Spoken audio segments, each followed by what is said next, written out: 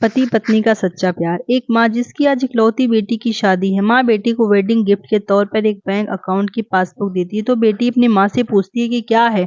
माँ कहती है मेरी तरफ से एक छोटा सा वेडिंग तोहफा है और ये बैंक अकाउंट का पासबुक है, तुम्हारे जीवन की खुशी के लम्हों को संजोए रखेगी। आगे जब भी तुम दोनों की जिंदगी में कोई खुशी का मौका आए तो अपनी तरफ से इसमें कुछ पैसे डिपॉजिट करना, जितनी बड़ी खुशी उतनी ज्यादा बड़ी रकम। इसके आगे लिख भी देना कि आज ये खुशी का मौका है, इसलिए इतने सारे पैसे जमा किए हैं। आज मेरी बेटी की शादी है तो मेरे लिए भी खुशी का दिन है, इसलिए मैंने इसमें 1000 रुपए डिपॉजिट करा दिए हैं। और आगे डिस्क्रिप्शन में लिख भी दिया है कि आज मेरी बेटी की शादी है, इसलिए मैंने 1000 रुपए इसमें जमा करती हूँ। बेटी को अपनी माँ का दिया हुआ गिफ्ट बहुत ही प्यारा लगा। बेटी ने घर जाने के बाद जब यह बात अपने पति से की तो पति को भी यह चीज बहुत अच्छी लगी और कहने लगा यह तो बहुत ही अच्छा तरीका है अपने जीवन के खुशी के लम्हों को फिर से याद करने का। दोनों अब इंतजार ही कर रहे थे कि कब इसमें अगला डिपॉजिट हो, कब अगली बार पैसा डालें।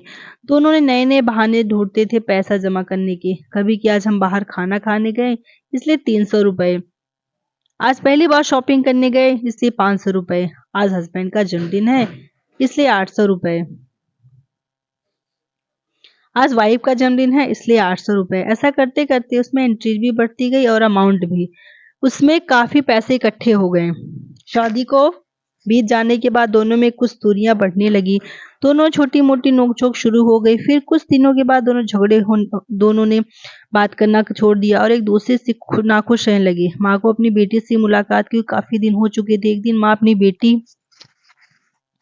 से मिलने बेटी के घर गई तो बेटी कहने लगी माँ मैं अब और इस शादी में नहीं अपना जीवन गुजार सकती, पता नहीं मैंने इतने दिन कैसे इनके साथ गुजार लिया, अब मैं इस आदमी से डिवोर्स चाहती हूँ। उधर पति भी कहने लगा मैं भी परेशान आ गया हूँ, इसके साथ रहकर मैं भी जीना नहीं चाहता हूँ, मुझे भी डिवोर्स चाहिए।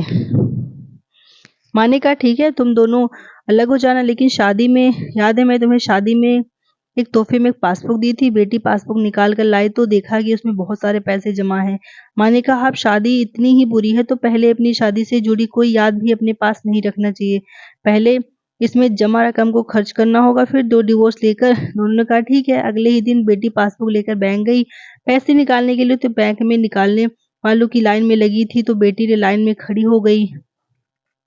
अब खड़ी काफी देर हो गई तो बेटी ने खड़े खड़े पासबुक खोली और देखने लगी कि इसमें कब कब कैसे पैसे जमा थे। बेटी देखते उसे पता चला कब उसकी आंखें भर आई और बीते लम्हों को याद करके जो उसने अपने पति के साथ बिताए थे उस चीज से वह डिवोर्स देने चली है। बेटी बिना पैसे निकाले वापस आ गई और पति से कहने लगी मुझसे नहीं हो पाएगा, ऐसा करो कि तुम जाकर इसमें जमा सारा पैसा खर्च कर दो।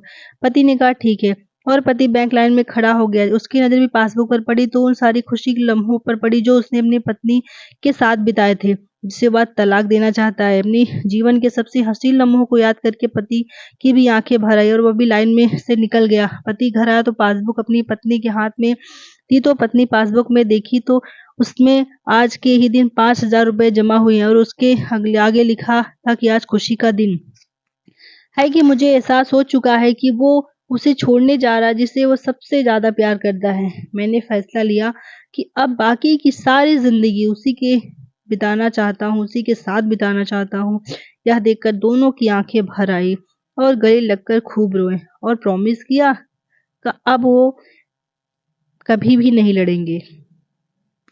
दोस्तों अगर मेरी कहानी आपको पसंद आए तो वीडियो को लाइक जरूर करिएगा, मेरे चैनल को सब्सक्राइब कर लीजिए। ऐसी कहानियां मैं आपके लिए हमेशा लाती रहूं। धन्यवाद।